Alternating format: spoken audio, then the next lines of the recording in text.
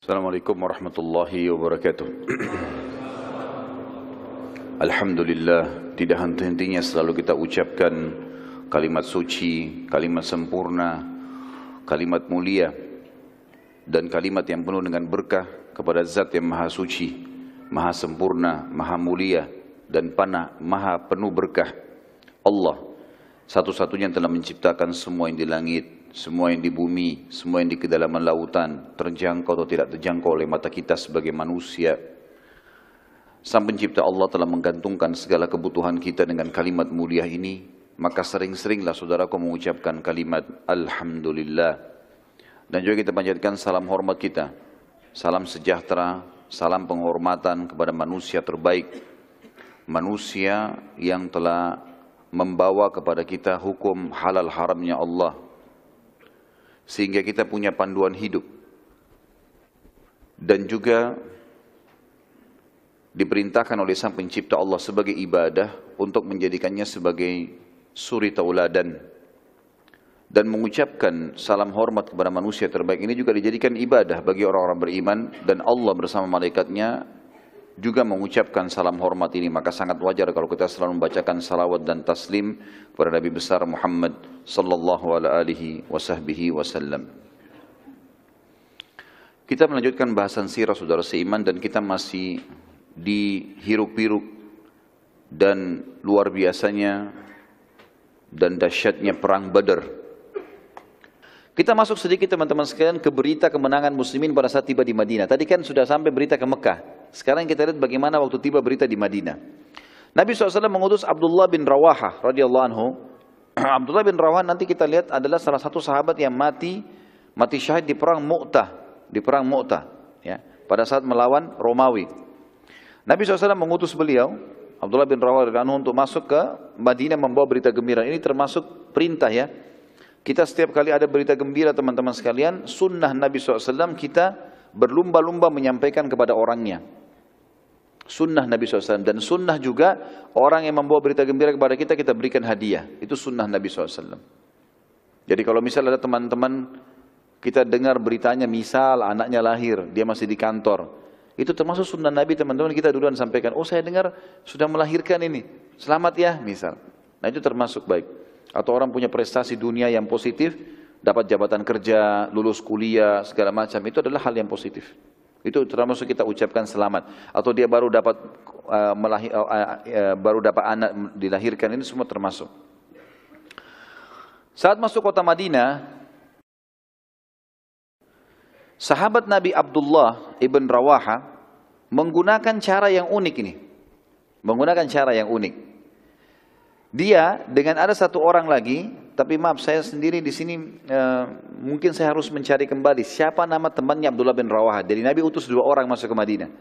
Tapi yang saya temukan sementara Abdullah bin Rawahah, dan ada 2 orang. Jadi 2 orang ini sepakat begitu masuk Madinah, keduanya menggunakan cara yang unik. Mereka dua-dua teriak-teriak, telah terbunuh Abu Jahal fasik, telah terbunuh Utbah bin Rabi'ah fasik, telah terbunuh Syaibah bin Rabi'ah yang fasik, telah terbunuh Uqbah bin Mu'aid fasik. Lalu mereka sebutkan satu persatu nama tokoh-tokoh Quraisy. Orang-orang Madinah tahu ini, pemuka-pemuka Quraisy. Jadi mereka nggak bilang, Alhamdulillah kita menang. Bukan bahasa itu. Mereka langsung masuk ke poin, pimpinannya Quraisy si fulan mati, si fulan mati, si fulan mati, semua disebutkan. Masyarakat Madinah heran dengan info itu. Karena mereka tahu Nabi SAW bersama para sahabat keluar mengejar kafilah Abu Sufyan. Bukan untuk perang ini. Dan orang-orang Madinah tidak tahu menahu kalau ada pasukan Mekah yang keluar. Iya kan? Karena kan pasukan Mekah ditahu kapan? Waktu Nabi sudah tiba di lokasi Badar kan? Baru ketahuan ada pasukan Quraisy.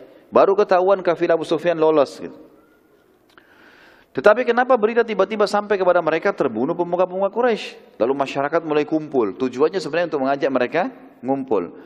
Setelah ngumpul, baru keduanya pembawa berita ini menyampaikan apa yang sebenarnya terjadi di kancah peperangan, ya. Dan pada saat itu sampai anak-anak kecil pun ikut, ya. Karena mereka teriak-teriak nih sambil jalan, Abu Jahal fasik wafat mati, Uqbah mati. Karena mereka ribut nih, teriak, keduanya memencarkan diri mengeliling, lalu ketemu di masjid Nabi SAW. Anak-anak kecil pada ikuti, teriak-teriak semua, Abu Jahal fasik mati, Uqbah mati, dan seterusnya gitu. Seperti itu dalam riwayat, ya. Masyarakat pada saat itu terus saja bertanya kepada kedua orang ini sampai mereka menceritakan setelah berkumpul di depan masjid Nabi SAW tentang kejadian tersebut. Orang-orang munafik, teman-teman sekalian, di Madinah, mereka kumpul segera dengan orang-orang Yahudi di Madinah, lalu mereka bilang, masa benar sih? Kita dengar berita, Quraisy keluar dengan pasukan, kita tahu jumlahnya, 1000 orang. Kita tahu jumlah Muhammad dan pasukannya, 300 orang sekian. Abu Sufyan lolos, kok bisa pasukan Quraisy kalah? Benar gak ini? Kita pastikan. Kemudian mereka berkata, demi Allah, kedua orang ini telah berbohong. Lalu mereka menyebarkan berita bahwa muslimin telah kalah, Muhammad telah terbunuh, dengan bukti tidak kembali ke Madinah. Dan kedua orang ini pembawa berita menunggangi untanya, dan berita kemenangan tersebut hanya untuk menenangkan kaum muslimin. Jadi waktu kedua orang ini masuk, Abdullah bin Rawah dengan temannya, ini mereka nunggangi unta Nabi, karena Nabi SAW bilang, pulang ke Madinah pakai unta saya ini. Tujuannya Nabi SAW untuk membuktikan memang ini utusan Nabi, bukan karang-karang. Tapi oleh Yahudi dan munafik dibalik. Mereka bilang, bohong nih dua orang ini, nggak benar. Lalu mereka nyebar di Madinah, ini berita bohong, nggak benar, bukan kemenangan. Buktinya Muhammad tidak bawa pulang ke Madinah, dan buktinya kedua orang ini pakai untahnya. Gitu. Seperti itulah. Salah satu orang munafik terus menebarkan berita sampai bertemu dengan salah satu sahabat yang jujur yang mengancamnya. Karena dia terus teriak-teriak, kata sahabat ini, kalau kau terus ngomong, saya penggal lehermu. Diancam si munafik tadi, gitu kan? Maka gara-gara itu, orang itu terdiam. Dan dia bilang, kalaupun Nabi SAW menahanmu, aku tetap izin untuk memenggal lehermu. Maka orang munafik itu pun akhirnya berhenti. Dia tidak sebarkan lagi berita. Sekarang kita masuk ke sub-bahasan lain, masuknya pasukan muslimin di Madinah. Nabi SAW lalu memasuki kota Madinah bersama para sahabat. Saat tiba, Nabi SAW lalu bermusyawarah dengan para sahabat apa yang harus dilakukan dengan para tawanan perang. Waktu itu kebetulan ada 60 tawanan perang Badr, selain yang terbunuh. Dan ini yang ditawan ini adalah orang-orang, termasuk masih ada orang-orang kayahnya, prajurit-prajurit perangnya, gitu kan, penyair-penyairnya Quraisy. Maka Nabi SAW musyawarah. Tanya Abu Bakar, bagaimana saran Abu Bakar? Ya Rasulullah, kerabat kita, sama-sama Quraisy, kita maafin saja. Supaya mereka tahu Islam itu penuh dengan kasih sayang. Tanya lagi si fulan, bagaimana? Ya, kita maafkan saja, tapi suruh mereka tebus ya Rasulullah. Nabi tanya 2-3 orang sahabat, tiba di Umar. Hai Umar, bagaimana pendapatmu? Ya Rasulullah, kalau pendapat saya, datangkan orang terdekat dari mereka di saya. Dari 60 orang ini siapa kerabat saya paling dekat, saya tebas lehernya. Datangkan orang terdekat Abu Bakar, suruh tebas lehernya. Si fulan suruh tebas lehernya. Dia harus bunuh kerabatnya sendiri. Kata Nabi SAW, kenapa hai Umar? Ini setegas ini kenapa? Ya Rasulullah, ada alasannya. Mereka ini ya Rasulullah, keluar dari Mekah, mau memerangi kita. Untung kita diberikan kemenangan sama Allah. Kalau enggak, mereka sudah bunuh kita nih. Maka ini peperangan pertama kita dengan Quraisy ya Rasulullah. Tunjukkan ketegasan kita. Rupanya Nabi SAW waktu itu cenderung dengan pendapat Abu Bakar dan sahabat yang lain. Sudahlah, kita maafin, gitu kan? Kita maafin, kemudian mereka boleh tebus tawanannya. Umar bin Khattab terima. Keesokan paginya teman-teman sekalian, pas menjelang subuh, Abu Umar bin Khattab masuk ke dalam masjid. Dapat Nabi SAW lagi menangis sama Abu Bakar. Kata Umar, ya Rasulullah, wahai Abu Bakar, mereka biasa ketemu sebelum azan subuh nih. Wahai Rasulullah, wahai Abu Bakar, kenapa kalian berdua menangis? Beritahukan kepada saya supaya saya ikut menangis.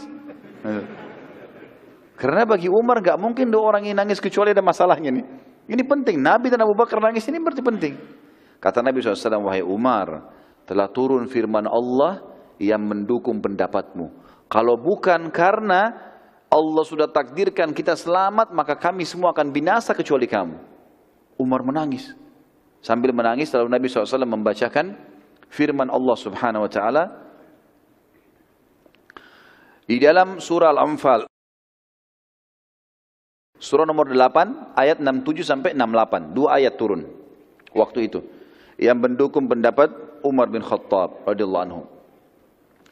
Allah SWT berfirman, a'udzubillahi minasyaitonir rajim, ma kana linabiyyin ay yakuna lahu asra hatta yuskhina fil ard Turiduna aradad dunya wallahu yuridul akhirah wallahu azizun hakim. Laula kitabun minallahi sabaqa lamassakum fima akhadtum adzabun azim. Artinya, tidak patut, kata Allah, bagi seorang nabi mempunyai tawanan sebelum ia dapat melumpuhkan musuhnya di muka bumi.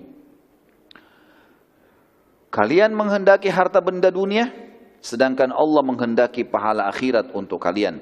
Dan Allah maha perkasa lagi maha bijaksana. Maksudnya adalah, mestinya memang orang kafir jangan diharapkan tebusannya. Gak usah tebus. Bunuh saja sudah tawanannya itu. Yang lolos sudah lolos, biarin aja. Betul seperti pendapat Umar gitu. Ya. Lalu turun ayat setelahnya 68-nya, laula kitabun, terjemahannya, kalau sekiranya tidak ada ketetapan yang telah terdahulu dari Allah, kalau bukan karena Allah sudah takdirkan nih, niscaya kalian akan ditimpa siksaan yang besar karena tebusan yang kalian ambil. Ini suruh orang Quraisy tebus tawanannya nih, ini bisa mendatangkan azabnya Allah loh. Kalau bukan karena takdirnya Allah, ini keputusan nabinya, maka bisa datang masalah itu. Makanya Nabi SAW mengatakan, kalau hukuman Allah datang sekarang, hai Umar, kami semua binasa kecuali engkau. Yang membuat Umar akhirnya menangis pada saat itu. Orang-orang Quraisy lalu kemudian setelah mendengar bahwasanya Nabi SAW mengirim berita boleh menebus kerabatnya, mereka berbondong-bondong datang untuk menebus tawanan mereka. Kecuali Abu Sufyan. Abu Sufyan punya beberapa kerabat. Dia nggak mau tebus. Bahkan dia berusaha melarang masyarakat Mekah untuk membayar tebusan. Jangan bayar tebusan, jangan bayar tebusan. Tapi akhirnya orang-orang tidak bisa sabar. Nggak ada yang mau ikuti Abu Sufyan. Abu Sufyan itu bukan Raja Mekah. Salah satu kepala suku saja. Kerabat mereka ditawan. Mereka tebus bisa berkumpul lagi. Ada perempuan menebus suaminya, ada orang tua menebus anaknya, ada saudara menebus saudaranya. Dan tebusan ini Nabi SAW tidak tentukan. Dia bawa kurma, tebus saudaranya. Dia bawa dirham, tebus saudaranya. Yang penting tebus, gitu kan? Seperti itulah. Maka akhirnya orang-orang tidak ada yang mengikuti pendapat Abu Sufyan dan mereka segera pergi pada saat itu untuk menebus kerabat-kerabat mereka. Abu Sufyan karena gengsi, maka dia menarik lagi pernyataannya, maka dia berkata, demi Allah, aku tidak akan kehilangan anak dan hartaku untuk menebusnya. Maksudnya adalah anak Abu Sufyan. Di sini dalam riwayat dikatakan, ada sebagian riwayat menjelaskan ada anaknya yang ikut perang Badr. Dia bilang, saya tidak mau anak saya hilang, saya juga tidak mau harta saya berikan. Abu Sufyan lalu menunggu hingga ada salah seorang muslim yang datang dari Madinah untuk umroh yang ia tawan. Jadi ternyata ada satu orang muslim datang, bukan dari penduduk Madinah, orang muslim yang tapi dia tahu ini muslim. Ditawan sama dia, sengaja ditawan. Ya. Kemudian waktu ditawan teman-teman, ini disiksa. Dan ini pertama kali terjadi sejarah semenjak adanya kota Mekah, itu orang umrah, orang ihram ditawan. Selama ini nggak pernah ada. Walaupun itu musuh, nggak boleh kalau lagi pakai baju ihram.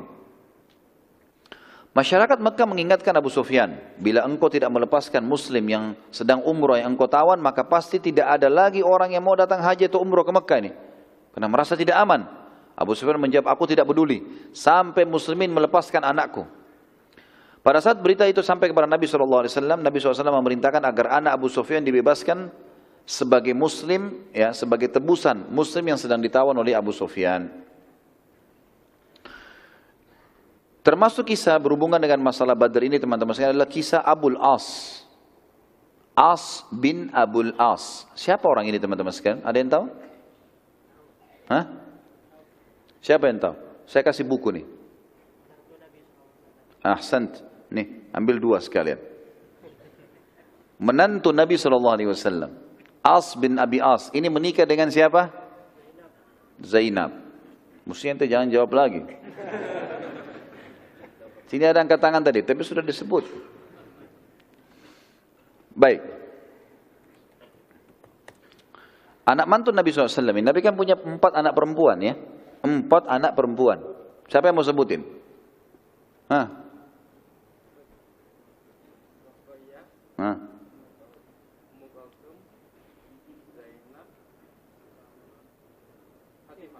Baik, bagus, ahsant.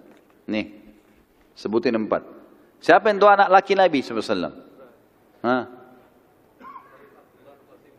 Abdullah dan Ahsant. Kasih buku. Baik. As bin Abil As ini teman-teman sekalian, anak mantu Nabi SAW. Siapa dia? Dia adalah suaminya Zainab. Suaminya Zainab. Sebelum diutusnya Nabi SAW menjadi Nabi, Zainab nikah sama As bin Abil As ini. Waktu Nabi SAW dinobatkan jadi Nabi, Zainab mengakui ayahnya sebagai Nabi. Tapi As tidak mau ngakuin ini. Dia nggak mau ngakuin Nabi SAW mertuanya sebagai Nabi. Maka yang terjadi Nabi SAW pisahkan. Dan ini hukum syar'inya begitu ya. Jadi kalau ada seorang wanita masuk Islam, suaminya belum masuk Islam, ini hukum syar'i nggak boleh kumpul. Tapi tidak dianggap cerai. Nggak dianggap cerai. Karena kalau laki-laki itu syahadat juga, mereka langsung bisa kumpul, dianggap suami istri sah. Dan orang yang sudah menikah dengan cara agamanya pun sebelum Islam, kalau dia masuk Islam dianggap sah pernikahannya. Islam sudah menganggap sah pernikahan mereka. Kalau memang dia sudah pernah menikah walaupun dengan caranya dulu, gitu kan?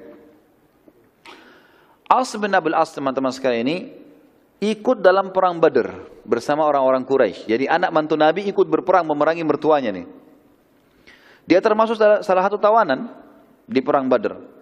Waktu dia tiba di Madinah dibawa oleh Nabi SAW dan pasukan muslimin, maka dia sempat mengirim kepada Zainab surat meminta agar Zainab melindunginya. Jadi waktu itu belum cerai ini, karena kalau Zainab belum menikah sama laki-laki muslim yang lain. Ini dalam keadaan kafir. Kalau ini syahadat bisa kumpul kembali. Zainab memang masih berharap suaminya bisa dapat hidayah. Maka Rasulullah kirim surat, "Hai Zainab, ingatlah kebaikan antara kita suami istri. Lindungi saya supaya jangan sampai, karena orang tawanan bisa dibunuh setiap saat, enggak jelas statusnya. Bisa ditebus, bisa dibunuh." Maka kata Zainab, "Baiklah." Kirim surat kembali, baiklah, gitu kan? Maka Zainab selepas sholat subuh radhiyallahu anha, beliau berdiri lalu mengatakan, "Aku telah melindungi Abul As, As bin Abil As." Gitu kan? Nabi SAW balik kepada para sahabat, "Ada yang tahu ceritanya nih?" Dan mereka bilang, "Tidak tahu ya Rasulullah. Itu anak anda Zainab melindungi suaminya." Lalu yang membuat Nabi SAW saat itu tersentuh karena Zainab mengirim kalung yang pernah dikasih oleh Khadijah radhiyallahu anha kepada Zainab waktu pernikahannya. Dikirim di hadapan Nabi SAW. Lalu utusannya Zainab mengatakan, "Ya Rasulullah, ini Zainab utus sebagai tebusannya Abul As. Jadi lepaskan saya dia ke Mekah. Dia mau Islam, tidak mau Islam terserah dia. Tapi dia minimal jadi suami saya dulu." Gitu kan? Seperti itulah. Waktu Nabi SAW itu Nabi sempat menangis mengingat Khadijah. Karena ini perhiasan Khadijah yang sangat disukai, lalu dikasih hadiah di pernikahannya Zainab. Maka Nabi SAW mengatakan, "Kalau kalian ingin, lepaskanlah. Saya serahkan kepada kalian, saya nggak usah ikut-ikutan." Kata Nabi SAW kepada para sahabat. Maka mereka mengatakan, "Kami membebaskannya ya Rasulullah karena anda. Dan tebusannya nggak usah dikasih. Maksudnya nggak usah diambil, dikembalikan kepada Zainab kembali. Karena itu nilainya mahal. Kalung itu sangat mahal dari Khadijah radhiyallahu anhum ajma'in." Waktu itu teman-teman sekalian, Abul As tersentuh dengan itu. Melihat bagaimana perilaku para sahabat. Waktu dia ditawan, dia lihat sahabat pergi masjid sholat, dia dengarkan ayat Al-Quran. Selama ini dia cuma ikut-ikutan sama orang Quraisy, dia nggak paham ini. Rupanya Islam tersentuh dalam hatinya. Tersentuh waktu itu. Maka waktu ditebus sama Zainab, lebih tersentuh lagi. Kan gitu. Kemudian tebusan Zainab nggak diterima oleh Nabi SAW. Dikembalikan kepada Zainab. Berarti Abul As dibebaskan tanpa tebusan, sementara yang lain semua pakai tebusan, gitu kan? Maka gara-gara itu tersentuh masuk Islam. Dia pun kembali ke Mekah, dia kembalikan semua amanah-amanahnya orang-orang Mekah, lalu dia mengatakan dengan sangat jelas di dekat Ka'bah, "Wahai masyarakat Mekah Quraisy, ketahuilah asyhadu an la ilaha illallah wa anna Muhammad Rasulullah." Dia masuk Islam. Lalu kemudian dia pergi ke Madinah, tinggal bersama istrinya, dan Nabi SAW kumpulkan kembali dengan Zainab. Ini juga ada hukum syar'i di situ tentunya. Kita masuk lagi teman-teman sekalian di kedudukan syuhada Badr, kaum muslimin yang sudah meninggal mati syahid di situ. Jibril alaihissalam mendatangi Nabi SAW dan bertanya, "Bagaimana kalian menilai syuhada Badr yang sempat mati syahid di Badr? Bagaimana kedudukannya di sisi kalian?" Kata Nabi SAW, "Mereka yang terbaik di antara kami. Orang-orang yang luar biasa, karena Allah sudah jamin bagi mereka surga." Kata Jibril alaihissalam, "Begitu pula yang terbaik dari malaikat yang sempat Allah hadirkan di Badr." Gara-gara posisi Badar itu, malaikat-malaikat yang hadir pun Allah berikan kedudukan. Ini semua teman-teman disebabkan karena Allah Azza wa Jalla, Allah yang maha tinggi dan maha suci, maha mulia, telah menamakan perang Badar dengan hari pemisah antara kebenaran dan kebatilan. Memang Allah sengaja menjadikan perang Badar terjadi sebagaimana sudah kita jelaskan pertemuan yang lalu. Yang saya bilang ini tanda kutip ada rekayasa Allah langsung. Tidak ada janjian. Kalau janjian tidak akan terjadi peperangan karena ini perang pertama. Jiwa masih belum berani untuk melakukannya. Allah sebutkan di dalam surah Al-Anfal, surah nomor 8 ayat 41. Tentu perang Badar kebanyakan di surah Al-Anfal. A'udzu billahi minasyaitonir rajim. Wa'lamu annama ghanintum min syai'in fa anna lillahi khumusahu walirrasul. Fa anna lillahi khumusahu walirrasuli walidil qurba wal yatama wal masakin wa ibnis sabili in kuntum amantum billah. In kuntum amantum billahi wa ma anzalna ala abdina yawmal furqani yawmal taqal jam'an wallahu ala kulli syai'in qadir. Ketahuilah, sesungguhnya apa saja yang dapat kamu peroleh sebagai rampasan perang dari ghanimah yang tertinggal di medan perang dari musuh-musuh, ya. Tentu yang diperoleh dengan kekuatan perang terjadi kontak fisik namanya ghanimah. Kalau yang terjadi penyerangan tanpa kontak fisik, musuh menyerah akhirnya tanpa peperangan namanya fai. Jadi berbeda istilah ya. Di sini disebutkan, ketahuilah sesungguhnya apa saja yang kamu peroleh sebagai rampasan perang, baik itu ghanimah atau fai, dengan peperangan atau bukan dengan peperangan, maka sesungguhnya seperlimahnya dikeluarkan untuk Allah, Rasul, kerabat Rasul, anak-anak yatim, orang-orang miskin dan ibnu sabil atau orang terputus jalan. Ya. Ini maksudnya kalau ada ghanimah dikumpul semua, nilainya berapa, seperlimanya dikeluarkan untuk sedekah di jalan Allah ini. Di sini tentu ulama membahas panjang lebar tentang masalah ghanimah seperlima itu dibagi kepada Allah dan Rasulnya. Kemudian kerabat Rasul di sini masuk adalah Bani Hashim dan Bani Muttalib. Bani Hashim dan Bani Muttalib, ya. Kemudian juga dibagi kepada anak yatim, fakir miskin dan ibnu sabil. Sedangkan 4/5 dari ghanimah dibagikan kepada orang-orang yang ikut bertempur. Jadi misal ghanimah yang terkumpul 1 miliar dibagi 5, berarti 200 juta, 200 juta, 200 juta gitu kan. 200 jutanya ini dikeluarkan. Di antara yang memiliki hak di situ adalah Rasulullah SAW. Tapi Rasulullah kan sekarang sudah meninggal. Maka ini juga yang punya hak adalah kerabat beliau sallallahu alaihi wasallam dari Bani Hashim dan Bani Muttalib. Ini punya hak untuk mendapatkan bagian dari ghanimah peperangan. Kemudian juga yang mendapatkan adalah anak-anak yatim, fakir miskin dan orang-orang yang terputus jalan.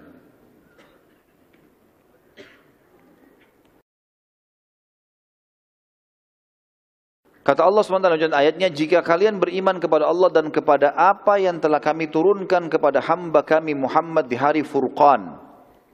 Maksudnya yang turun kepada Muhammad SAW adalah Al-Quran, kemudian juga turunnya para malaikat. Dan hari Furqan, maksudnya adalah hari yang memisahkan antara kebenaran dan kebatilan. Itu yang disebutkan namanya Perang Badr.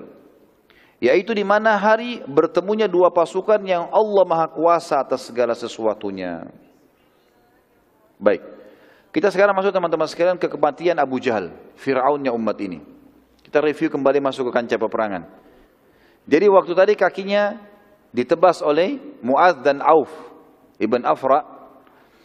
Maka pada saat ditebas berdarah dia jatuh. Rupanya orang-orang meninggalkan dia. Sempat ada riwayat yang mengatakan dia dibawa ke pinggiran pasukan. Mereka mau berusaha obati nggak bisa karena darahnya ngucur terlalu banyak. Sementara pasukan kocar-kacir, maka yang berusaha juga mengurus dia melarikan diri. Maka Abu Jahal tinggal sendirian waktu itu. Berumuran darah semua, tidak bisa jalan lagi. Pada saat itu teman-teman sekalian, Nabi SAW memerintahkan cari Abu Jahal. Ada di kancah peperangan orang itu. Gitu kan? Maka para sahabat menyebar mencarinya. Abu Jahal dicari di korban-korban. Sahabat Nabi Abdullah bin Mas'ud, tadi yang kita ceritakan postur tubuhnya sangat kecil. Dulu ini Abdullah bin Mas'ud termasuk orang yang dilemahkan di Mekah. Orangnya sangat kurus dan dia cuma tugasnya menjual jasanya untuk gembalakan kambingnya orang. Radhiyallahu anhu. Tapi itu Islam tidak lihat. Islam lihat keimanannya. Abdullah bin Mas'ud adalah ulama yang muslimin setelah masuk Islam, gitu kan? Abu Jahal salah satu orang yang suka menyewa jasanya Abdullah bin Mas'ud dulu di Mekah. Suruh gembala-gembalan kambing, bayar, gitu kan? Maka Abdullah bin Mas'ud ikut mencari dan dia menemukan Abu Jahal dalam keadaan sudah setengah sadar. Udah darah semuanya, udah nggak bisa, lemas sekali. Saat Abdullah bin Mas'ud berdiri di dekat kepala Abu Jahal yang tidak jelas melihat Abdullah berkata, kemenangan di pihak siapa? Dia masih tanya Abdullah bin Mas'ud. Dia nggak tahu nih kalau orang Quraisy kalah gitu. Abdullah bilang, pada Allah dan Rasulnya wahai musuh Allah. Abu Jahal bilang, tidak masalah. Apa ada kemuliaan dari seseorang yang dibunuh oleh kaumnya sendiri dan bukan musuh selain kaumnya? Artinya, walaupun kami kalah, saya juga mati, tetap saya mulia. Karena saya dibunuh oleh kaum saya sendiri, bukan orang lain. Pernyataan ini sebenarnya orang-orang Arab tahunya adalah bentuk kesombongan. Kalimat ini bentuk kesombongan dalam bahasa Arab. Bisa dibayangkan saat dia mau mati pun dia masih bisa sombong orang ini. Ya. Abdullah bin Mas'ud lalu menaiki dadanya Abu Jahal. Karena Abu Jahal orangnya besar, Abu Mas'ud kecil, naik di dadanya, duduk, gitu kan? Dan tujuannya ingin memenggal kepalanya Abu Jahal. Ini mau ditembas nih, bawa ke Nabi, ya Rasulullah ini orangnya, gitu. Ternyata Abu Jahal mengenali wajah Abdullah bin Mas'ud. Sudah dekat kelihatan. Ini penggembala kambing saya dulu di Mekah ini. Maka dia berkata pada Abdullah, bukankah kamu dahulu yang mengembalakan kambing-kambing kami? Abdullah menjawab, iya benar. Abu Jahal bilang, sungguh kamu sudah melakukan perbuatan yang sangat tidak pantas dengan orang yang tidak sederajat denganmu wahai pengembala kambing. Jadi sebenarnya ulama bilang, perkataan ini mirip begini. Sungguh engkau telah menaiki gunung, perkataan Abu Jahal begini, maaf. Dia bilang, sungguh kamu sedang berada di atas gunung yang kekar, wahai pengembala kambing. Perkataannya maknanya begini, sungguh kau sudah melampaui perbuatanmu, naik di dadaku, sementara aku di atasan, seperti itulah. Ya. Maka Abdullah pun tidak sabar lagi, langsung memenggal kepala Abu Jahal. Dan menarik dari rambutnya dan membawa kepalanya kepada Nabi SAW. Rasulullah SAW sempat waktu itu bertanya-tanya, ya, siapa ini? Karena penuh dengan darah, rambutnya ditarik sama Abdullah bin Mas'ud. Kata Abdullah bin Mas'ud, musuh Allah wahai utusan Allah. Ini Abu Jahal, gitu kan. Nabi SAW berkata, demi nama Allah yang tidak ada Tuhan yang berhak disembah kecuali Dia. Apakah ini benar? Dia Abu Jahal mati sudah?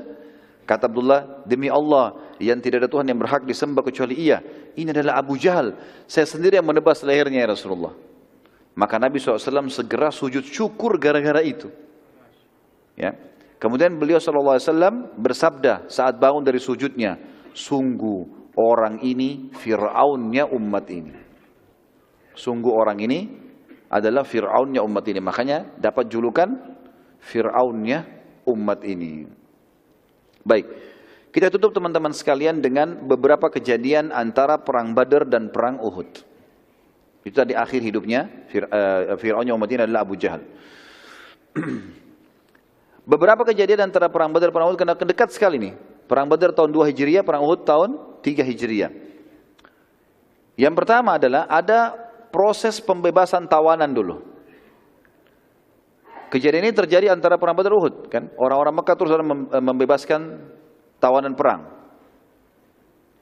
Namun terdapat beberapa orang yang tidak ada yang menebus mereka. Di antaranya ada nama yang pertama, Safih bin Abi Rufa'ah. Ia berkata pada Nabi SAW, aku memiliki harta, maksudnya di Mekah, dan tidak ada kerabatku yang datang membebaskanku, maka izinkan aku kembali ke Mekah, lalu aku akan membayar kalian. Maka Nabi SAW mengatakan, baiklah, pergi, silakan. Mau dia bohong enggak itu bukan urusan kita. Tapi dia mohon, Nabi SAW toleransi, silakan pulang. Yang kedua, Abu Azzah atau Amr bin Abdillah. Orang ini memiliki banyak anak perempuan dan ia memiliki dan tidak memiliki harta. Maka Nabi SAW membebaskannya tetapi dengan janji darinya kalau dia tidak akan pernah memerangi Nabi SAW juga muslimin.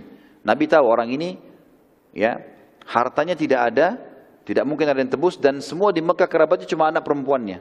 Istrinya pun sudah meninggal. Anaknya kalau nggak salah ada 7 atau 8 semuanya perempuan.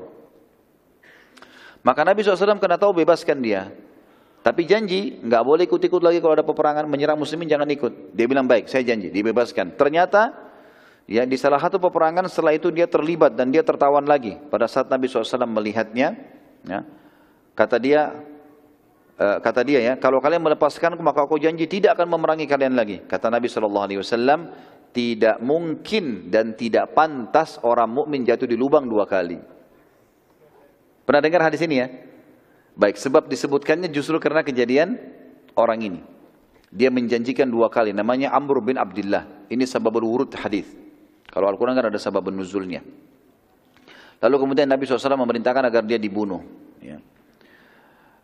Kemudian ada juga anaknya Abu Sufyan yang ditebus dengan tawanan seorang muslim yang ditawan oleh Abu Sufyan pada saat tadi umroh. Tapi ini tidak disebutkan oleh buku-buku sejarah siapa yang ditawan ini.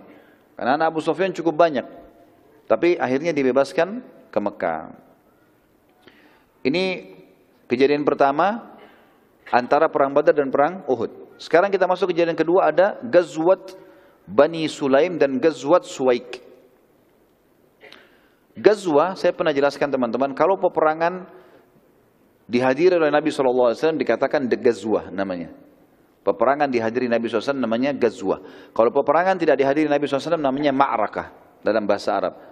Ya. Kalau pasukan kecil untuk menyerang, mengintai, menakut-nakuti musuh namanya Sariyah. Ya. Waktu itu Abu Sufyan bersumpah setelah kekalahan musyrikin Mekah di Badar bahwa ia tidak akan mandi janabah sampai ia memerangi muslimin. Maksudnya adalah dia mau gauli istrinya, habis itu dia tidak mau mandi janabah sampai dia nyerang muslimin, baru dia kembali lagi, nanti dia mandi setelah itu. Seperti itulah sumpah dia pada saat itu.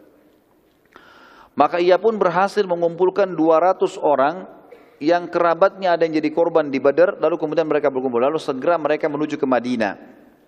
Sampai tiba di sekitar Madinah, kaum muslimin tidak tahu kalau Abu Sufyan ini datang. Lalu Abu Sufyan menyurati kaum Yahudi di Madinah agar mendukung dari dalam kota. Yang pertama ia surati dari kaum Yahudi adalah Huyai bin Akhtab. Huyai bin Akhtab. Ya, ini sebenarnya kalau dia hidup, dia mertua Nabi ini. Tapi dia mati terbunuh. Huyai bin Akhtab ini nanti terbunuh di perang Quraidah, Bani Quraidah. Nanti kita jelaskan masalah itu. Tapi dia salah satu pimpinan suku Yahudi di Madinah. Yang pada saat itu spontan menolak dan berkata, tidak, aku takut pada Muhammad, tidak mau dukung. Apalagi pasukanmu cuma 200 orang. 1000 aja di Badar dikalahin, apalagi 200 gitu. Dan mau nyerang Madinah, lebih kuat lagi muslimin, gak mungkin. Abu Sufyan lalu menyurati Salam bin Mushkim, salah satu pimpinan Yahudi ini juga nanti kita akan bahas, dia akan terbunuh di perang Khaybar. Pada saat itu Salam bin Mushkim mendukung Abu Sufyan. Dia mengatakan, baiklah, saya akan coba mencari tahu informasi tentang tempat senjata kaum muslimin dan kekuatan mereka, dan dari pintu mana kamu bisa masuk. Saat sebagian muslimin sedang lalai di perbatasan Madinah, Abu Sufyan rupanya tidak mau sabar menunggu beritanya Salam bin Mushkim. Maka dia lihat ada muslimin punya perkebunan kurma di luar Madinah, keluar dari pintu gerbangnya Madinah. Keluar, ada yang mengembalakan kambing di luar. Karena dia tidak sabar, maka dia menyerang itu. Dia kan tadi janji, dia tidak mau mandi janabah sampai dia menyerang muslimin. Yang penting serang saja. Mau kalah, mau menang, pokoknya nyerang. Nunjukkan kepada orang Mekah kalau dia bisa menyerang Madinah. Karena orang Mekah sudah putus asa. Nggak ada lagi yang mau menyerang Madinah waktu itu. Maka pada saat itu Abu Sufyan menyerang beberapa pemilik-pemilik kebun kurma yang di pinggir, di luar gerbang Madinah, dan juga para pengembala. Karena jumlah mereka sedikit, akhirnya mereka berhasil dibunuh oleh Abu Sufyan. Dan salah satu dari orang tersebut, beberapa orang tersebut selamat, tapi yang dibunuh 1 orang oleh Abu Sufyan. Dan Abu Sufyan mengambil miliknya orang muslim itu, pedangnya, ya, alat-alat cangkulnya segala macam diambil, dibawa ke Mekah. Pada saat berita tersebut didengar oleh Nabi SAW, Nabi SAW segera membentuk pasukan dan mengejar Abu Sufyan dengan pasukannya tadi. Pengejaran tersebut dipimpin langsung oleh Nabi SAW. Dan ini disebut dengan Ghazwah, karena Nabi ikut sendiri ya. Dan dikatakan Ghazwah Bani Sulaim dan atau Ghazwah Suwaik. Tadi mungkin saya keliru mengucapkan di awal. Jadi bukan 2 peperangan tapi 1. Ghazwah Bani Sulaim atau Ghazwah Suwaik. Sebabnya dikatakan ini kenapa? Karena nama kurma yang banyak dibawa oleh Abu Sufyan pada saat itu adalah nama kurma yang dikenal dengan nama Suwaik. Dan mereka makan kurma, lalu bijinya dibuang-buangin. Nah karena Abu Sufyan waktu lari dikejar, banyak biji kurmanya Suwaik, maka diistilahkan dengan Ghazwat Suwaik. Karena kurma-kurma tersebut menjadi beban bagi Abu Sufyan dan pasukannya, maka untuk melarikan diri ke Mekah, maka mereka melepaskan itu. Mereka hanya melepas banyak berkeranjang-keranjang dengan unta-untanya dilepas pinggir jalan sehingga muslimin menjadikannya sebagai ghanimah. Dan akhirnya Abu Sufyan berhasil lolos ke Mekah dan Nabi SAW kembali ke Madinah karena sudah jauh jaraknya. Di antara kejadian besar yang terjadi adalah antara Badr dan Uhud adalah pernikahan Ali bin Abi Thalib radhiyallahu anhu dengan Fatimah radhiyallahu anha. Di saat itu terjadi pernikahan di akhir tahun 2 Hijriah. Juga yang terjadi hal yang besar berhubungan dengan rumah tangga Nabi SAW adalah meninggalnya istri Uthman bin Affan, Ruqayyah radhiyallahu anha. Pada saat itu meninggal. Dan kita sudah pernah jelaskan pada awal peperangan Badr kenapa alasannya Uthman tidak ikut perang Badr. Dan waktu pulang Nabi SAW mengatakan Uthman termasuk orang yang mendapatkan pahala Badr dan juga mendapatkan ghanimah Badr. Karena dia tadinya sudah bersiapkan untuk perang, dia juga sempat biayai perang Badr. Ya, dia sempat biayai pasukan yang Nabi kirim tadi untuk menyerang kafilahnya Abu Sufyan. Tapi karena dia istrinya sakit, maka Nabi bilang kau harus jaga Ruqayyah. Jadi dia bukan cuma sekedar jaga istrinya, tapi memang menjalankan perintah Nabi SAW dan Ruqayyah meninggal pada saat itu. Itu kejadian keempat.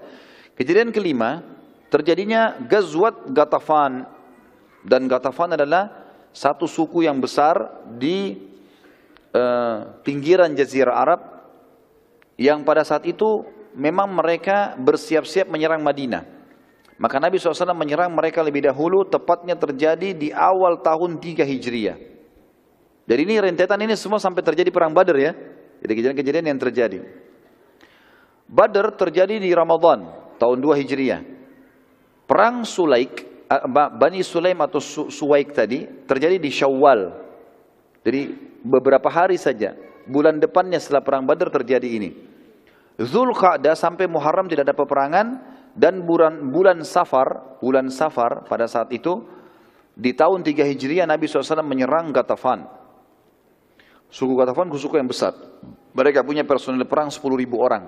Nanti akan kita bahas panjang lebar di perang Khaybar bagaimana mereka mendukung Yahudi. Ghatafan saat mendengar penyerangan Nabi SAW, mereka melarikan diri ke gunung karena belum siap untuk berperang dan masih takut dengan Nabi SAW setelah mendengar kalau Quraisy dengan 1.000 orang dikalahkan oleh Nabi SAW. Nabi SAW lalu berkemah di dekat mata air yang dikenal dengan Dhi Amr. Mata air Dhi Amr. Oleh karena itu peperangan juga disebutkan dengan Ghazwat Dhi Amr. Bisa Ghazwat Dhi Amr atau bisa Ghazwat Ghatafan. Nabi SAW berkemah di lokasi tersebut untuk menunjukkan kekuatan muslimin bahwa Islam sudah ekspansi sampai ke wilayah Najd. Dan Najd adalah wilayah utaranya Jazirah Arab. Dan suku Ghatafan tidak berani menghadapi Nabi SAW. Tentu pada saat itu tidak terjadi konteks peperangan. Hanya saja kejadian kecil, ada yang terjadi kejadian kecil di sini. Waktu Nabi SAW sering kali kalau lagi musuh tidak ada atau nunggu musuh, beliau sering menyendiri. Nabi SAW suka menyendiri, baik di kemahnya, di bawah pohon, dan beliau tidak suka kalau ada yang jaga. Nabi SAW tidak suka dijaga, gitu kan? Nabi SAW duduk, kalau ada sahabat yang duduk temani disilakan, tapi beliau lebih suka menyendiri. Pada saat Nabi SAW lagi nunggu di sekitar mata air Dhi Amr tadi, di tempatnya suku Ghatafan ini, rupanya suku Ghatafan kan sembunyi di atas gunung. Dan di atas gunung susah untuk diserang. Karena kalau diserang di atas gunung mereka bisa lempar anak panah mengalahkan muslimin. Nabi SAW nunggu di bawah tapi mereka tidak turun. Pada saat Nabi SAW sedang sendirian di kemah dan pintu kemahnya terbuka, rupanya ada orang-orang suku Ghatafan melihat dari atas gunung. Dan mereka mengatakan, sungguh tidak ada kesempatan membunuh Muhammad kecuali saat ini. Siapa yang siap membunuhnya? Kemahnya terbuka. Teman-temannya lagi berserakan. Tidak ada yang temanin dia sendirian. Maka ada satu orang prajurit Ghatafan namanya Dathur bin Harith. Dathur bin Harith. Orang ini mengatakan saya akan melakukannya. Maka dia pun turun menyelinap di antara pasukan muslimin, dan pada saat itu Nabi SAW lagi tertidur.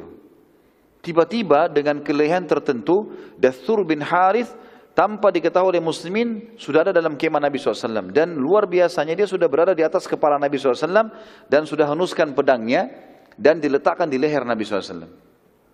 Orang ini sudah di situ, di kemah Nabi. Sahabat pun kalau mau tolong, bagaimana caranya mau tolong ini? Sudah susah. Dia bilang apa? Sahabat ngerumun dekat kemah. Sudah lihat orang ini. Kata dia, siapa yang bisa menyelamatkanmu dariku, hai Muhammad? Ini sekarang ini, pedang sudah di lehermu. Tinggal aku iris mati nih. Tinggal tusuk mati. Gitu kan? Sementara aku pasti akan membunuhmu. Maka Nabi SAW dengan sangat tenang dan penuh keyakinan mengucapkan satu kalimat. Allah. Kalimat itu saja. Tiba-tiba dengar kalimat Allah, dengan hikmah Allah, Dathur bin Harith ini terdorong ke belakang. Tiba-tiba terdorong, ya entah bagaimana terjadi. Yang jelas kemudian dia terjatuh, dan pedangnya jatuh. Dengan sangat cepat, Nabi SAW berdiri, megang pedang, lalu menaruh di lehernya Dathur.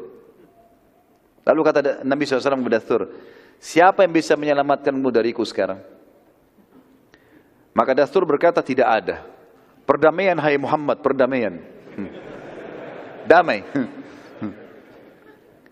Maka pada saat Dathur balik ke kaumnya, Nabi lepaskan, sudah lepas. Bayangkan ya, Nabi sudah mau dibunuh loh ini.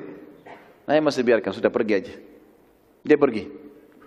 Lalu kemudian karena dia bilang damai ya. Kalau dia juga sombong disebutin nama patung, mungkin Nabi sudah tebas. Maka di sini Dathur waktu pulang ke kaumnya ditanya oleh kaumnya, ada apa? Ya. Kenapa kamu bagaimana ceritanya? Dia bilang saya begini, saya begitu. Dan pada saat Muhammad menyebutkan nama Allah, tiba-tiba saya merasa ada yang mendorongku dengan sangat keras. Dan aku tidak tahu apa, aku tidak bisa lihat. Dan Muhammad memiliki kelebihan yang luar biasa sampai dia bisa membalikan keadaan. Maka aku pun menyerah. Dan perlu teman-teman tahu, ternyata Dathur bin Harith ini dianggap oleh suku Ghatafan adalah prajurit terhebatnya. Berarti dengan perilaku ini, yang lainnya pasti tidak mampu lagi. Yang ini aja nggak mampu, apalagi yang lainnya. Gara-gara itu juga dengan hikmah, kata para ulama, hikmah Allah SWT, mereka tidak berani turun menyerang Nabi SAW. Andai saja Dathur dengan hikmah Allah berhasil melukai Nabi misalnya, atau berhasil duel dengan Nabi, tidak terjadi perilaku seperti tadi, maka mungkin mereka punya keberanian untuk menyerang Nabi SAW. Karena perlu diketahui, saya sudah bilang tadi, Ghatafan teman-teman punya 10.000 orang, personel perang semuanya bisa berkuda. Kalau dikatakan personel berkuda ini teman-teman bisa menyerang di atas kuda, memanah dari atas kuda, melempar tombak, bisa menyerang kuda. Kudanya juga dilatih bisa menyerang musuh. Jadi luar biasa nih. Tapi dengan hikmah Allah terjadi begitu. Setelah itu tentu Nabi SAW melihat sudah berhari-hari mereka tidak turun. Lalu si Dathur ini membawa berita, kami damai, kami damai. Semua sukunya juga siap damai, dikirimlah surat. Ya Muhammad, kami damai. Lalu Nabi SAW pun pulang ke Madinah. Terjadi juga setelahnya Ghazwa Furq, namanya Ghazwat Furq, di wilayah selatan Madinah, tepatnya di wilayah Najran. Najran ini mayoritasnya orang-orang Nasrani, kan? Di bawah kekuasaan Romawi pada saat itu. Pada bulan Rabiul Awal, tadi bulan Safar terjadi penyerangan suku Ghatafan, tahun 3 Hijriah. Bulan Rabiul Awal, sebulan setelahnya, Nabi SAW menuju ke Furq untuk menghalangi kafilah Quraisy lagi, tapi misi ini belum berhasil karena kafilah berhasil lolos. Kemudian terjadi juga Ghazwa Bani Qainuqa, Ghazwat Bani Qainuqa, ya. Dan Ghazwa Bani Qainuqa ini adalah orang-orang Yahudi tentunya ya, kaum Yahudi yang memang ada pada saat itu teman-teman sekalian di Madinah. Di Madinah ada 3 suku Yahudi. Di Madinah ada 3 suku Yahudi. Pernah kita jelaskan ini. Ya. Suku Yahudi ini ada 3. Siapa yang bisa sebutkan? Jangan, yang lain. 3 suku Yahudi. Fadhal.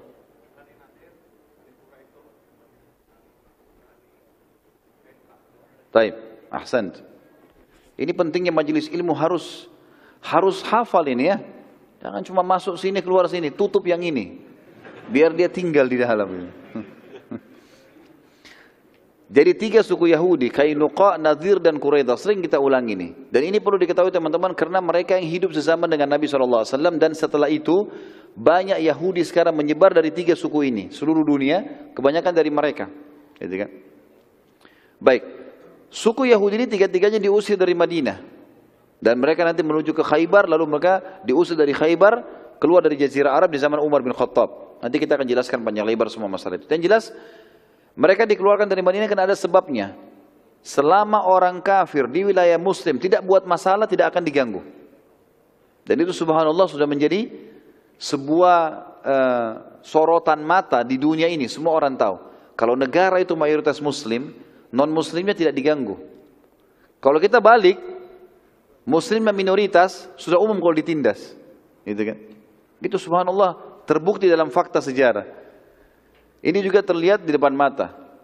Orang-orang Yahudi di Madinah selama tidak buat masalah, Nabi SAW tidak ganggu sama sekali. Termasuk tadi ada Salam bin Mushkim, pimpinan mereka, yang mau coba bantu Abu Sufyan. Nabi tahu, tapi Nabi tidak hukum karena Abu Sufyan tidak berhasil masuk. Kalau berhasil masuk baru dihukum, gitu loh. Suku Qainuqa ini teman-teman sekalian salah satu suku Yahudi yang pertama yang diusir, ya, suku pertama Yahudi yang diusir oleh Nabi SAW ada sebabnya. Kalau saya ibaratkan meja ini kota Madinah, yang saya sedang di depan saya meja ini, ada benteng Madinah mengelilingi kota Madinah, tembok yang tinggi dan ada pintu gerbangnya dari muka dan belakang biasa dibuka di waktu tertentu, pagi, malam ditutup. Di dalam kota Madinah teman-teman, setiap suku juga punya benteng-benteng. Setiap suku juga punya benteng. Ini ada benteng, ada benteng. Termasuk 3 suku Yahudi itu punya benteng. Qainuqa punya benteng sendiri. Di dalam benteng mereka ini teman-teman, semua rumah sukunya, satu sukunya, dalam ada pasar, ada sumur, ada peternakan, ada luar biasa. Seperti satu kota. Kota di dalam kota gitu. Gitu kan? Jadi semua begini. Jadi musuh-musuh pun tidak bisa menyerang mereka. Seperti itulah. Nanti kita akan lihat bagaimana Nabi SAW mengepung benteng-benteng mereka. Suku Qainuqa ini dan suku-suku yang lain, kalau pagi mereka buka pintu gerbangnya untuk memberikan kesempatan orang kalau mau belanja di pasar. Rupanya ada satu orang muslimah, sahabiat Nabi, masuk ke toko emas. Punya salah satu anak muda Yahudi Qainuqa. Rupanya wanita ini bercadar, mau beli emas. Digodai oleh penjaga toko ini, yang pemilik toko orang Yahudi. Suruh buka cadarnya, dirayu-rayu. Sahabatnya ini tidak layani. Waktu dia lihat godaan ini mengganggu dia dan sampai dia mau keluar, rupanya dengan sangat lihai si Yahudi ini, dia mencantolkan, dia mengejar dari belakang, dia mencantolkan besi tajam, ya, besi yang tajam kayak kail, yang akhirnya waktu sahabat ini jalan, sobek bajunya. Dan karena dia tidak tahu kalau itu terpasang, maka sobek dari bawah sampai ke atas bajunya, sobek, kelihatan auratnya. Lalu pemilik toko ini sama teman-temannya tertawakan sambil lihat auratnya. Lewat satu orang sahabat Nabi laki-laki, kemudian sahabatnya lihat si Yahudi tadi. Dia tahu ini pemilik tokonya siapa. Dia juga kebetulan mau belanja di pasar itu. Dia bawa pedang. Dia datangin, dia lihat muslimah, ditanya kenapa ini orang memalukan saya. Ditebas sama si muslim. Pemilik tokonya dibunuh. Orang-orang pasar Yahudi kena lihat ini lagi dibunuh, maka mereka pun mengeroyoki si muslim. Waktu dikeroyoki si muslim tadi teman-teman sekalian, sahabat tadi sempat lari pulang. Berusaha menutup bajunya yang sudah sobek tadi, kemudian datang kepada Nabi SAW, ya Rasulullah, ceritanya begini. Karena wanita ini terpercaya di tengah muslimin dan Nabi SAW tahu siapa dia, maka Nabi tidak pakai banyak tanya, langsung saja Nabi SAW mengepung, membentuk pasukan mengepung Qainuqa, Dan pada saat itu teman-teman perlu kita tahu ya, Qainuqa itu waktu itu di bentengnya memiliki 700 orang personel perang. Ini tentara yang sudah dilatih militer. 700 orang. Dan mereka bersenjata lengkap. Mereka juga memiliki benteng yang sangat kokoh di Madinah. Di dalam benteng tersebut semuanya ada sumur, pasar, perkebunan, peternakan. Dan cukup untuk memberikan mereka kehidupan. Kalaupun ada musuh sedang mengepung mereka 1 bulan. Atau 2 bulan mereka tidak apa-apa nggak keluar. Semuanya ada. Qainuqa waktu mengetahui Nabi SAW mengepung mereka. Maaf, cukup kebutuhan itu 1 tahun ya. Bukan 1 bulan, 1 tahun. Di riwayat mengatakan begitu. Waktu Nabi SAW mengepung Qainuqa dan meminta, Nabi minta yang membunuh sahabat tadi, muslim tadi, semua yang ikut partisipasi membunuhnya di pasar, serahkan kepada kami. Itu saja. Kalau enggak kami akan serang benteng ini. Rupanya mereka dengan sombong, mereka mengatakan dari atas benteng mereka, hai Muhammad, apa kau pikir kami takut? Apa kau pikir kami seperti Quraisy yang bisa kau kalahkan begitu saja? Lalu kemudian mereka mengatakan, bila kau mau memerangi kami, kami pasti akan melawanmu. Nabi SAW dapat tantangan begini, lalu Nabi SAW berdoa kepada Allah, minta petunjuk. Allah tunjukkan kalau Qainuqa memang ini harus diperangi. Dan Allah turunkan firman-Nya dalam surah Al-Imran, surah nomor 3 ayat 12 sampai ayat 13. Allah SWT berfirman, a'udzubillahi minasyaitonirrajim, kul lilladzina kafaru satughlabuna wa tuhsyaruna ila jahannam wa bi'sal mihad qad kana lakum ayatun fi fi'atain iltaqata fi'atun tuqatilu fi sabilillahi wa ukhra kafiratun yarawnahum mithlaihim ra'yal ain wallahu yu'ayyidu binasrihi man yasha wal inna fi dzalika la'ibratan liulil absar. Katakanlah hai Muhammad kepada orang-orang yang kafir, kamu pasti akan dikalahkan di dunia ini dan akan digiring ke dalam neraka jahanam, dan itulah tempat yang seburuk-buruknya. Maksudnya di sini Nabi SAW disuruh bilang kepada suku Qainuqa, kalian nantang perang, ini ayat-ayat turun. Katakan kepada mereka, hai Muhammad, kalian pasti akan dikalahkan. Ini pasti akan diserang, kalian akan kalah, itu janji Allah. Dan kalian akan digiring ke neraka jahanam, bagi yang mati dalam peperangan ini akan digiring ke neraka jahanam, gitu kan? Dan itu seburuk-buruk tempat. Ayat 13-nya, sesungguhnya telah ada tanda bagi kalian, ya, orang-orang beriman, tentang dua golongan yang saling bertempur. Maksudnya adalah antara muslimin dengan orang-orang musyrik Mekah di perang Badar. Segolongan berperang, ya. Jadi di sini disuruh katakan, hai manusia. Maaf, tadi saya bilang orang beriman. Jadi Allah mengatakan, hai orang-orang Yahudi, seperti itulah. Hai orang-orang kafir, kalian tahu loh tentang kisah bertemunya antara dua pasukan di jalan Allah. Yang satu golongan yang berperang jalan Allah dan yang lain kafir. Dan orang kafir itu, orang-orang musyrik Mekah, melihat pasukan muslimin 2 kali lipat jumlahnya dengan penglihatan mata mereka. Allah menguatkan dengan pasukannya siapa yang dia kehendaki. Sesungguhnya pada demikian itu terdapat pelajaran bagi orang-orang yang memiliki atau mempunyai mata hati. Setelah terkepung selama 15 hari, akhirnya Bani Qainuqa meminta perdamaian. Padahal mereka sangat kuat, mereka bisa bertahan setahun tidak keluar. Tapi Allah tanamkan rasa takut dalam hati mereka dengan beberapa kali menyurati Nabi SAW. Tapi Nabi selalu menolak, Nabi tetap akan memerangi. Sampai akhirnya Nabi SAW mensyaratkan, kalau mau maka kalian harus tunduk dengan hukumku. Terserah, aku mau lakukan apa saja pada kalian. Subhanallah, karena takutnya mereka, akhirnya mereka mengatakan baiklah. Dan seluruh Qainuqa menyerah, membuka pintu gerbangnya. Termasuk 700 orang, ya, personil perangnya, prajurit-prajuritnya. Nabi SAW itu sudah niat untuk membunuh semuanya, tapi ternyata ada pemimpin orang-orang munafik namanya Abdullah bin Ubaidillah bin Salul. Kebetulan Abdullah bin Salul ini adalah partner bisnisnya suku Qainuqa. Banyak toko-toko di situ yang diinvestasi. Abdullah bin Ubaidillah bin Salul ini ikut investasi. Maka dia dikatakan halif. Halif itu adalah partner, ya. Waktu itu Nabi SAW sudah niat, ini harus dibunuh. Karena mereka memang sudah turun dengan hukum Nabi SAW. Ternyata Abdullah ini datang, bin Ubaidillah bin Salul ini, lalu dia mengatakan kepada Nabi SAW, ya Rasulullah, berbuat laiklah pada sekutu-sekutuku, gitu kan? Dengan kalimat kasar, ya. Nabi SAW membalikan wajah darinya. Abdullah terus mendatangi Nabi SAW dan terus memohon sambil mengatakan, wahai Rasulullah, berbuat laiklah pada sekutu-sekutuku. Ya. Apakah engkau akan membunuh 700 orang sekaligus dalam satu hari? Lalu bagaimana kesepakatan antara aku dengan mereka? Nabi SAW terus saja mengatakan, menjauhlah dariku. Menjauhlah dariku. Dan ini teman-teman sekalian, lihat perilaku Nabi SAW beda dengan orang kafir harbi. Beda perilaku Nabi ini dengan tegas kalau orang kafir harbi. Beda dengan orang kafir zimmi yang di bawah naungan pemerintah Islam yang tidak boleh diganggu. Beda dengan orang munafik. Banyak orang salah faham ini. Begitu dia tahu munafik, misalnya pura-pura Islam, atau misalnya dia membenci Islam, walaupun namanya Islam, tiba-tiba saja mau dibunuh. Ingat, perilaku Nabi munafik gak dibunuh loh. Munafik gak dibunuh. Tapi Nabi sebutkan ciri-ciri mereka. Dan mereka boleh tidak diajak teman, boleh tidak dikasih pekerjaan, ya kan? Boleh diboikot, tetapi mereka tidak boleh dibunuh. Berapa kali Umar bin Khattab mau nebas lehernya Abdullah bin Abi Salul, Nabi larang. Dan apa kata Nabi SAW? Statement yang sangat jelas, jangan hai Umar, jangan sampai orang mengatakan Muhammad membunuh temannya. Maksudnya, mereka masih ngaku muslim. Jangan sampai orang bilang, oh muslim bunuh muslim tuh. Seperti itulah. Jadi ini ada perilaku yang penting teman-teman sekalian ya.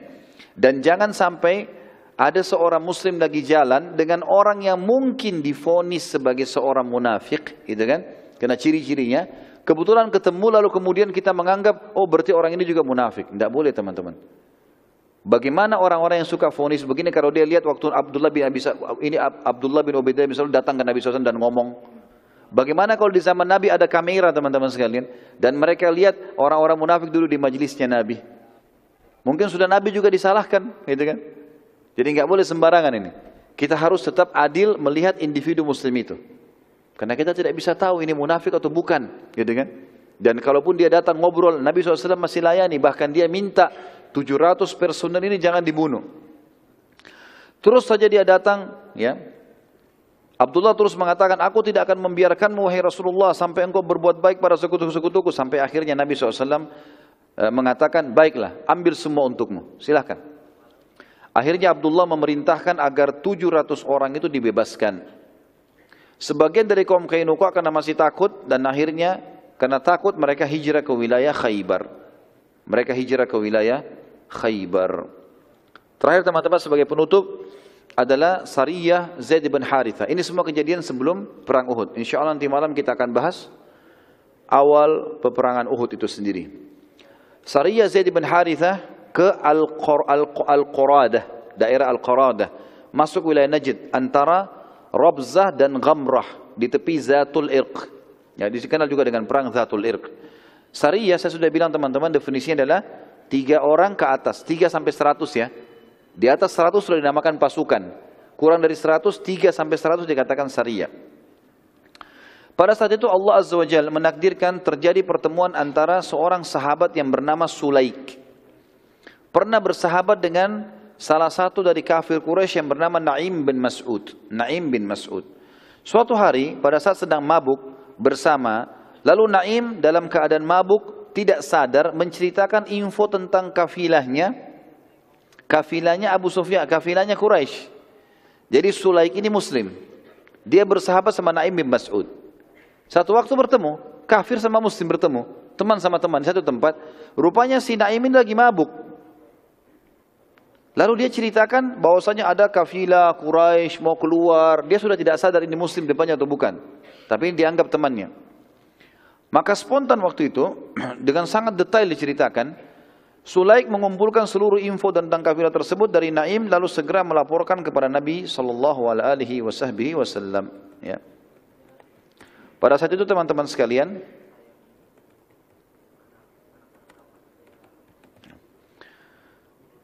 Nabi SAW segera mengambil keputusan membentuk Sariyah yang dipimpin oleh Zaid bin Harithah radhiyallahu anhu. Zaid bin Harithah adalah dikenal dengan dulunya anak angkat Nabi SAW, Harithah, Zaid, dan ini dijadikan pemimpin dalam perang ini. Pada bulan Jumadil Tsaniyah tahun 3 Hijriah, Nabi SAW mengutus Sariyah dipimpin oleh Zaid bin Harithah dengan pasukan kurang lebih 100 orang berkuda bertujuan menghalangi kafilah tadi Quraisy yang dipimpin oleh Safwan bin Umayyah bin Khalaf, Huwaitib bin Abdul Uzza dan Abdullah bin dipimpin oleh Safwan bin Umayyah dan Huwaitib bin Abdul Uzza, kafilah itu. Kemudian ada juga satu orang dari Quraisy yang ikut di situ, pimpinannya Abdullah bin Abi Rabi'ah. Dalam kafilah tersebut terdapat cukup banyak harta, terdiri dari bejana perak dan yang bernilai kurang lebih satunya 3.000 dirham. Jadi benda-benda yang sangat mahal. Petunjuk jalan Quraisy bernama Furrad bin Hayyan al-Ajali, yang menuntun Quraisy melalui wilayah Zatul Irq dan memasuki wilayah Irak supaya menghindari Madinah. Pada saat itu Zaid bin Harithah berhasil menemukan mereka dan berhasil mendapatkan kafilah lalu menyerang, tapi sayangnya ya, kafilah tersebut berhasil meloloskan diri, terutama pada saat Zaid bin Harithah sibuk melawan prajurit-prajuritnya. Mereka berhasil melarikan kafilah-kafilah tadi ya. Yang ditawan oleh Zaid hanya pemimpin kafilah yang bernama Furrad bin Hayyan al-Ajali. Saat Furat bin Hayyan al-Ajli dibawa ke hadapan Nabi SAW, Nabi SAW menawarkan Islam. Kalau dia tidak mau maka akan dibunuh. Maka ia pun akhirnya memilih Islam.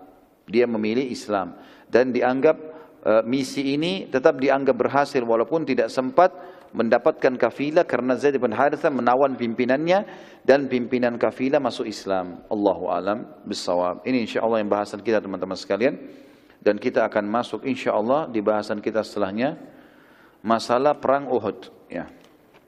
Mungkin begitu saja. Subhanakallahumma bihamdika asyhadu an la ilaha illa anta astaghfiruka wa atubu ilaik. Wassalamualaikum warahmatullahi wabarakatuh.